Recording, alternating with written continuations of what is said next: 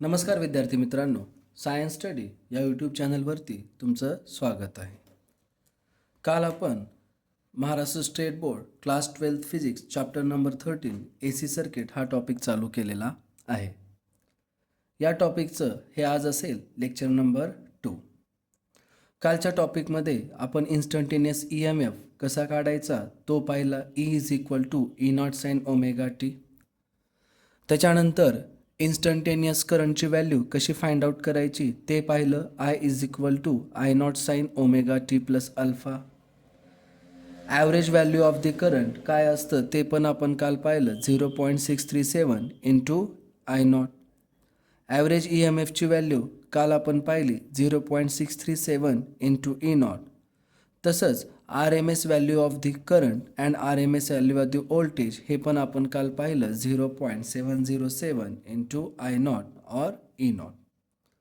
हे I0 आणि E0 हे काय असतात, peak values of the current and EMF. Okay. DC करंटमध्ये आपल्याला माहीत आहे हीटचा फॉर्म्युला काय असतो, I² into R into T. आज आपण काय करणार आहोत, तुमच्या बुकमध्ये एक छोटंसं डेरिवेशन आहे जे 1 मार्काला तुम्हाला विचारलं जाऊ शकतं. Heat produced by sinusoidally varying AC over a complete cycle. तर DCमध्ये डायरेक्ट आपण हीटचा फॉर्म्युला डिराईव्ह केला होता, I is equal to I² into R into T. तर तेच तुम्हाला जर ACमध्ये जर काढायचं असेल, तुम्हाला मी इन शॉर्ट सांगण्याचा प्रयत्न करतो. तुम्हाला काय घ्यावं लागेल, त्याचं इंटिग्रेशन घ्यावं लागेल. कुणाचं, I² into R into T into D टीचं ओव्हर द फुल सायकल. तुम्हाला माहीत आहे फुल सायकलसाठी जो लागणारा वेळ असेल तो असतो, त्यालाच तुम्ही टाईम पिरियड असं सुद्धा म्हणू शकता किंवा ज्याची व्हॅल्यू काय असते, कॅपिटल टी. थोडंसं जर आपण पाहिलं बाळांनो, तर हा कॅपिटल टी तुम्ही R जो आहे तो कॉन्स्टंट आहे त्याला बाहेर घ्या. इवन हा फुल सायकलसाठी टाईमसुद्धा काय असतो, कॉन्स्टंट राहतं. काय शिल्लक, 0 to T I² into D T.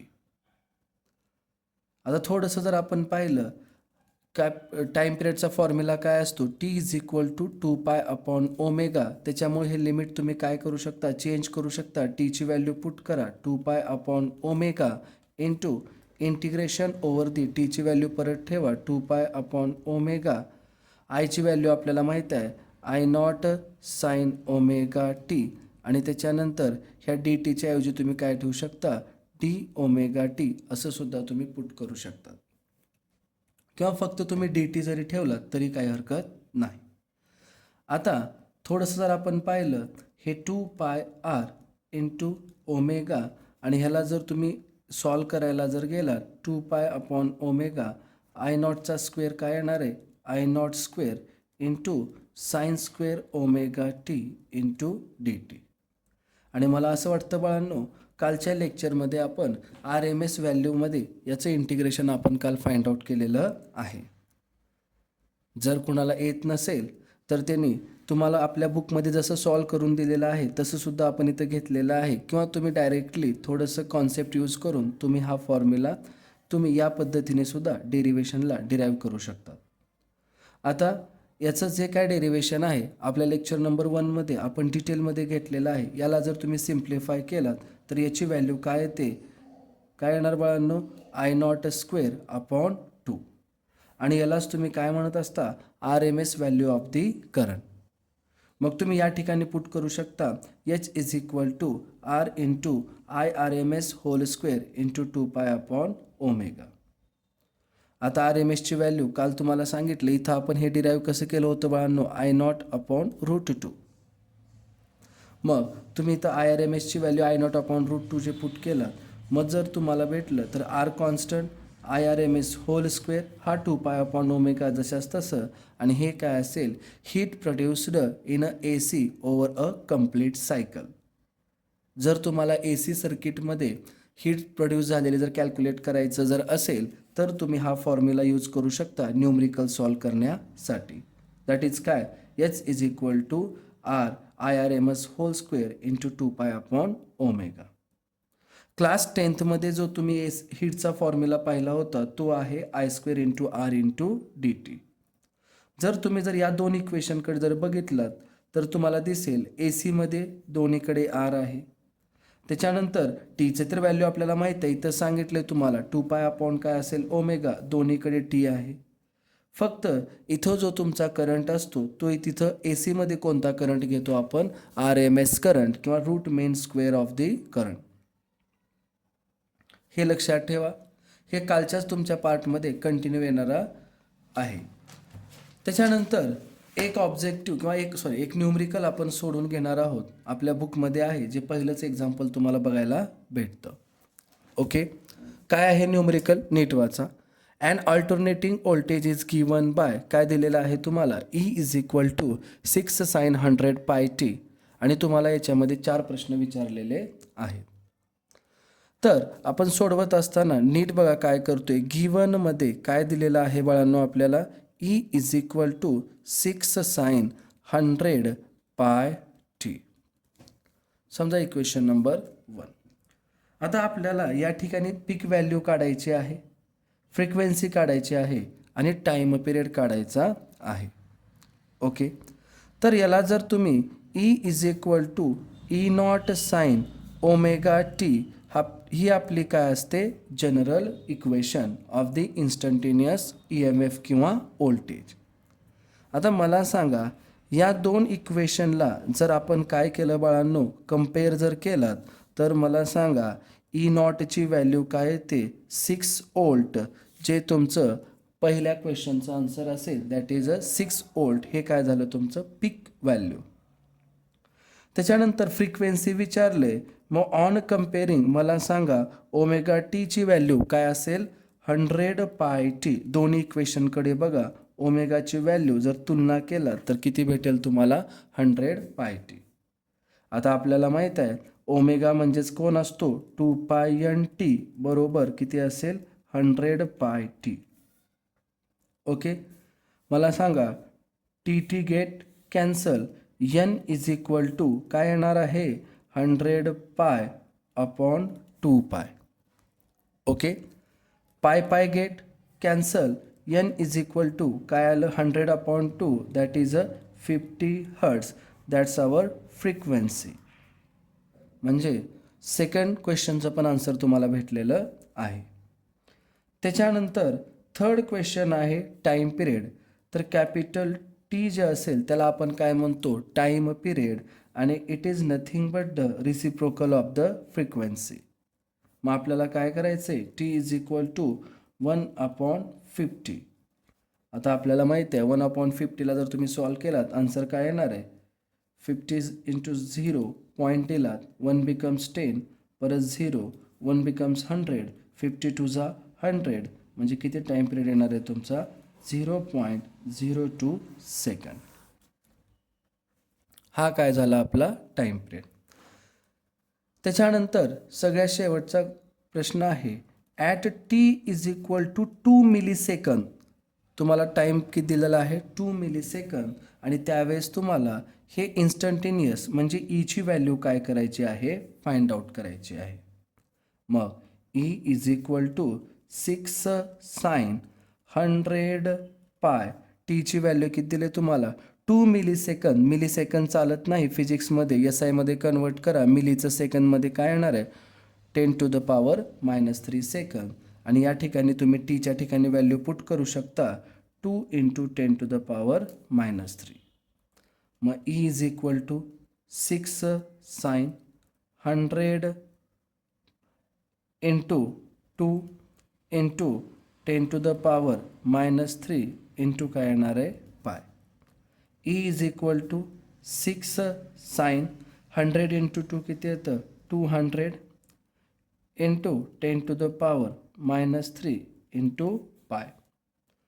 E is equal to 6 sin, थोडं विचार करा आता, 200 × 10⁻³ किती येणार आहे, 0.2 पाय. मग आता आपण काय करू शकतो, पायची व्हॅल्यू आपल्याला पाठ असते, किती असते, 22/7 किंवा 3.14. E is equal to 6 sin, तुम्ही घेऊ शकता, किंवा पायची व्हॅल्यू तुम्ही 180 कन्सिडर करून, डिग्री कन्सिडर करून सुद्धा तुम्ही व्हॅल्यू काढू शकता. सर्वांनी मला काय करायचं, कमेंट सेक्शनमध्ये याचं जे काय आन्सर असेल ते सर्वांनी या व्हिडिओच्या कमेंटमध्ये कॅल्क्युलेट करून मला सांगायचं. लक्षात ठेवा, प्रत्येक जणाने मला कमेंट सेक्शनमध्ये हे कॅल्क्युलेशन करून याचा आन्सर तुम्ही कमेंट सेक्शनमध्ये सांगायचं. ओके, हे झालं. अशा पद्धतीनं तुम्हाला 3 मार्काला प्रॉब्लेम बोर्ड एक्झामिनेशनला विचारला जातो आणि गेल्या वर्षीच तुम्हाला असा सेम प्रॉब्लेम 3 मार्काला आपल्या बोर्ड एक्झामिनेशनमध्ये बघायला भेटेल. त्याच्यामुळं सर्वांनी याची कॅल्क्युलेट करून व्हॅल्यू मला कमेंट सेक्शनमध्ये सांगा. त्याच्यानंतर नेक्स्ट जो आहे तो आहे बाळांनो फेजर. Okay, phasors. आता आपल्याला डिफाईन फेजर किंवा डिफाईन फेजर डायग्राम असं सुद्धा तुम्हाला प्रश्न विचारला जातो. 1 मार्काला डेफिनेशन तुमच्या क्वेश्चन नंबर 2B मध्ये तुम्हाला विचारलं जातं. आता बघा, फेजर्स समजण्यासाठी आता आपल्याला हे माहीत आहे की AC करंटमध्ये जे AC सर्किट्समध्ये जे ऑल्टरनेटिंग करंट असेल किंवा जे ऑल्टरनेटिंग EMF असेल त्यांची डायरेक्शन काय होत राहते, चेंज होत राहते. म्हणजे त्यांच्यामध्ये काय असतो, अँगल असतो, हे सुद्धा आपल्याला कळालं पाहिजे. मग आपण काय करतो, ऑल्टरनेटिंग करंट आणि ऑल्टरनेटिंग EMF यांना रिप्रेझेंट करण्यासाठी तुम्ही अशा वेक्टरचा यूज करता. हे जे तुम्हाला दिसतात हे काय आहेत, तुमचे वेक्टर्स. ओके, म्हणजे आपण ऑल्टरनेटिंग करंट आणि ऑल्टरनेटिंग EMFला आपण रोटेटिंग वेक्टरनं काय करतो, रिप्रेझेंट करतो with the angle between them is equal to the phase difference. यांच्यामधला जो हा अँगल आहे हा करंट आणि EMF मधला काय असला पाहिजे, फेज डिफरन्स. आणि हे जे काय रोटेटिंग वेक्टर्स आहेत जे फिरत असतात त्या रोटेटिंग वेक्टरला आपण काय म्हणत असतो, फेजर्स. मग कशाला म्हणायचं rotating vector? A rotating vector that represent a quantity varying sinusoidally. हा सायनोसॉइडली शब्द का वापरला जातो, AC सर्किटमध्ये तुम्ही करंट आणि EMFला तुम्ही असं शो करत असता साइन ग्राफने. मग अ rotating vector that represent quantity varying sinusoidally with time is called as phasor and the diagram representing it is called as phasor diagram. लक्षात ठेवायचं, हे रोटेटिंग वेक्टर जे सायनोसाइडली विथ टाइम सोबत काय होत असतात, व्हॅरी होत असतात, त्यांना फेजर म्हणायचं. आणि यासाठी आपण जी डायग्राम यूज करतो या डायग्रामला आपण काय म्हणतो, फेजर डायग्राम. आता उदाहरणार्थ तुम्हाला इथं A आणि B 2 फेजर डायग्राम आपण घेतलेल्या आहेत जे कुणाला रिप्रेझेंट करतात, करंटला AC मध्ये. आता बघा, जर तुम्हाला साइन फॉर्ममध्ये जर एक्सप्रेस करायचं जर असेल तर आपण नेहमी कोणत्या ॲक्सिसवरती त्याचं प्रोजेक्शन घेणार, Y ॲक्सिसवरती. तुम्ही बघू शकता इन साइन फॉर्म जर तुम्हाला घ्यायचं असेल, तुम्हाला माहिती आहे हा थिटा जर अँगल असेल, ॲडजस्टंट कंपोनंट नेहमी कोण असतो, कॉस, आणि परपेंडिक्युलर कंपोनंट कोण असतो, नेहमी साइन. मग जर तुम्हाला आता हा ओमेगा टी हा अँगल झाला बिटवीन देम किंवा फेज डिफरन्स झाला, जर तुमचं याचं वायवरती प्रोजेक्शन घ्यायचं असेल तर I0 साइन ओमेगा टी किंवा जर EMF असेल तर E0 साइन ओमेगा टी. समजा हा ओमेगा टी जर बाजूला असता तर आपण याचा साइन कंपोनंट कुठे घेतला असतो, X ॲक्सिसवरती. तसंच इथं बघा, हा तुमचा ओमेगा टी याचं प्रोजेक्शन जर आपण X ॲक्सिसवरती घेतलं तर हॉरिझॉन्टल काय येणार आहे, I0 कॉस ओमेगा टी. मग कोसाइन फॉर्ममध्ये तुम्ही असं घेऊ शकता I0 कॉस ओमेगा टी किंवा E0 कॉस ओमेगा टी. आणि साइन फॉर्ममध्ये काय घ्यायचं, I0 sine omega T and E0 sine omega T. त्याच्यावरून आपल्याला प्रोजेक्शन्स घेता आले पाहिजे. मग इथून तुम्हाला हा एक क्वेश्चन विचारला जातो, डिफाईन फेजर डायग्राम, जो की थेरॉटिकल आहे. याच्यानंतर जो सगळ्यात इम्पॉर्टंट पॉईंट आहे तो आहे टाइप्स ऑफ AC सर्किट. आता व्यवस्थित लक्ष द्या, आपल्याला 4 प्रकारचे AC सर्किट्स बघायला भेटतात आणि चारीपैकी एखादा AC सर्किट तुम्हाला 2 किंवा 3 मार्काला 101% तुम्हाला बोर्ड एक्झामिनेशनला विचारला जातो. पण त्याआधी लक्षात ठेवायचं, आपल्याला एक AC सर्किट जर व्यवस्थित समजला तर तुम्ही सगळे टाईप मनाने समजून घेऊ शकता. पहिला टाईप आहे AC voltage applied to register. तुम्ही बघू शकता हे एक सर्किट आहे. इथं आपण काय केलेलं आहे, AC व्होल्टेज हा जो तुम्हाला ग्राफ दिसतो लक्षात ठेवायचं, हे आपण कुणासाठी वापरतो, AC साठी. DC मध्ये जर असेल तर आपण सरळ अशी बॅटरी यूज करतो, कारण DC मध्ये पोलॅरिटी कशी असते, फिक्स, तर AC मध्ये पोलॅरिटी काय होत असते, चेंज होत असते. मग आता इथं बघा, या AC व्होल्टेजला आपण काय केलेलं आहे, हे तर सिम्बॉल सर्वांनाच माहीत आहे, काय अप्लाय केलेलं आहे, रजिस्टर. मग आता generally instantaneous value of the voltage in AC circuit आपल्याला माहीत आहे, E इज इक्वल टू काय असेल, E not sine omega T. E not म्हणजे काय असतं, peak value of the voltage, तर ओमेगा म्हणजे काय आहे, अँग्युलर फ्रिक्वेन्सी. आता बाय ओहम्स लॉ आपल्याला माहित आहे, potential drop across the resistance E is equal to काय असतं, I इंटू आर. आठवा फॉर्म्युला V बरोबर IR, वीर हा फॉर्म्युला आपण क्लास 9th मध्ये शिकलेला आहे. मग इथं Vच्या ऐवजी का आपण काय यूज करत आहोत, E यूज करत आहोत, E बरोबर I इंटू आर. जर तुम्ही इक्वेशन 1 इक्वेशन 2 कम्पेअर केला तर I इंटू आर बरोबर काय येतं, E not sine omega T. मग आयची व्हॅल्यू जर मला फाइंड आउट करायचं असेल तर आय बरोबर काय येणार आहे, ई नॉट, हे आर डिव्हिजनला जाईल, E not upon R into sine omega T. आता जसं लक्षात ठेवायचं, आयचा फॉर्म्युला काय येतो इथून, व्ही बाय आर, तसं मला सांगा ई नॉट अपॉन आरलाच आपण काय म्हणणार, आय नॉट, जे काय असेल पीक व्हॅल्यू ऑफ दी करंट. ह्या इक्वेशन 1 आणि इक्वेशन 4 कडे नीट लक्ष द्या. रजिस्टर अप्लाय केल्यानंतर ई बरोबर काय आलं, E not sine omega T, तर आय बरोबर काय आलं, I not sine omega T. या दोन्ही इक्वेशनकडे बघितल्यानंतर आपल्याला एक गोष्ट कळाली पाहिजे की AC सर्किटमध्ये रजिस्टर तेच काम करतं जे DC मध्ये करतं. म्हणजे in AC and DC register behave same का सिमिलरली. म्हणजे रेजिस्टन्सचा जो रोल असेल तो लक्षात ठेवायचं, सेम असेल. रेजिस्टन्सचं काम काय असतं, टू अपोज दी करंट. आपल्याला माहीत आहे रेजिस्टन्स काय असतं, रेजिस्टन्स म्हणजे काय, to oppose the flow of the electric current. मग इथं सुद्धा रजिस्टर काय करतं, रिड्यूसच करतं. मग ते DC असू द्या किंवा AC, इक्वली इफेक्टिवली. आता इक्वेशन 1 काय होती तुमची, E is equal to E not sine omega T. Equation 4 काय होतं, I is equal to I not sine omega T.